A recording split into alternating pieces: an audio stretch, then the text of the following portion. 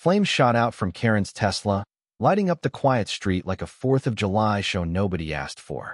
The car alarm blared. The headlights danced their last little waltz. And through all that chaos, there she was, yelling my name, absolutely convinced I'd cooked up this catastrophe just for her. I stood there on my porch, coffee mug in hand, watching sparks fly like confetti. The smell of burnt plastic and karma swirled together. Honestly, I've never tasted anything sweeter in the air. Let me back up a sec. This train wreck didn't just happen overnight. Weeks before, I started noticing my power bill ballooning for no good reason, nearly double, even though my AC barely saw any action. I'm a retired electrical engineer, early 50s, and let me tell you, I'm stingy about two things: money and wasted energy. I run my home like a tight ship. So when that first bloated bill landed in my mailbox, I figured, okay, maybe I left something running. Next month, the number jumped again, almost $400. I live alone, man. No wild parties, no hot tubs. Just me and my half-finished projects out in the garage. So I went full detective mode. Every breaker, every appliance, unplugged, replugged, checked, and double-checked. Everything inside was normal, but the data from my smart meter told a different story. Massive usage spikes every night. Around 2 a.m., lasting a few hours. That made no sense.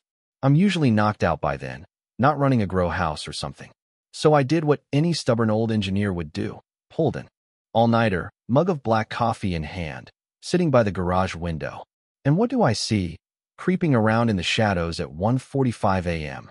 Karen Whitmore herself, the self-declared eco-sheriff of Maplewood Estates, wearing slippers, robe, and carrying what looked suspiciously like a portable charger.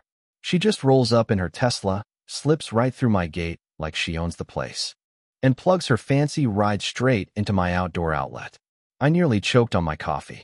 There she was, propped against her car, scrolling her phone while her $60,000 toy sucked up my juice. After a while, she even got back in her car to nap while it charged, like this was her private EV station. The next morning, I catch her out watering her native grasses and just say it straight. "Why were you in my yard last night, Karen?" She barely flinches, just fires off some line about community energy sharing and how the HOA encourages sustainability. I laughed so hard I almost forgot to be mad. "That's my private socket on my private wall behind my private fence," I told her. She just shrugs, calls me selfish, and goes right back to her business. Classic Karen. Turned theft into a virtue. Of course, I went straight to the HOA. Figured, let the grown-ups handle it, right? They shot back with the usual boilerplate. "Please resolve neighborly misunderstandings. Amicably." Amicably. I'm out $400, and I'm supposed to bake her a cake? At the next HOA meeting, Karen shows up with a binder full of Wikipedia printouts, solar farm photos, and quotes about sustainability.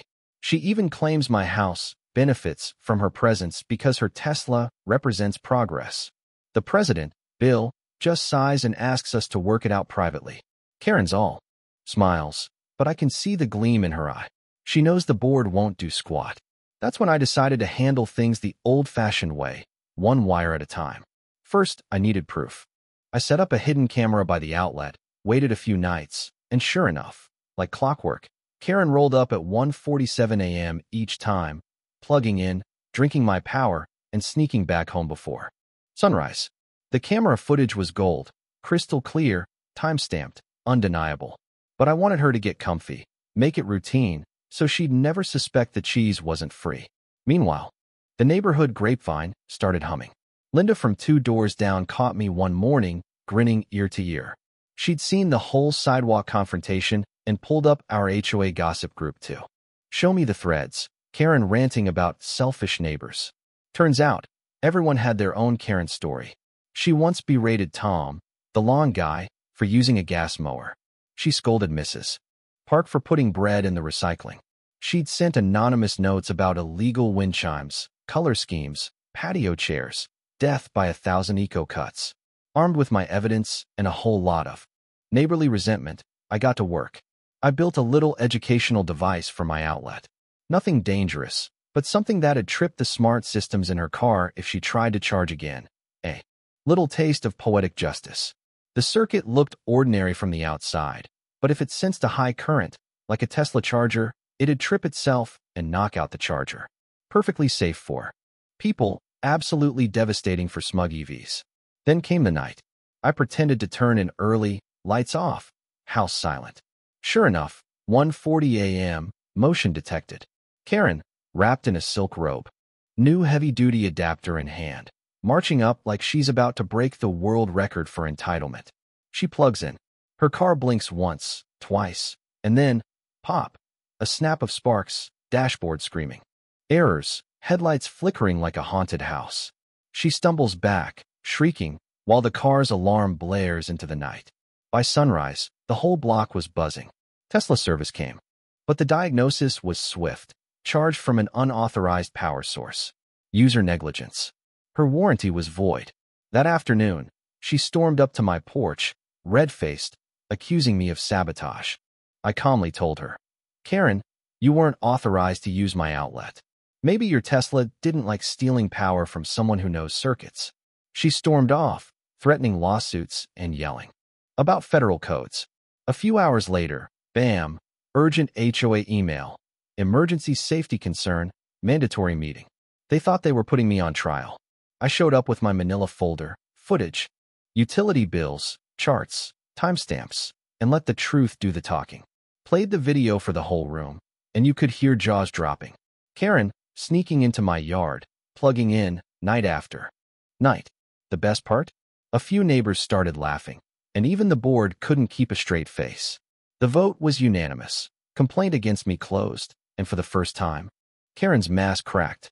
As I left, folks clapped me on the back, finally feeling like someone had shut her down. But you know how these stories go. No humiliation sits quietly with people like Karen. The very next night, she was back at my fence, flashlight and clipboard, muttering angrily, probably planning her next move.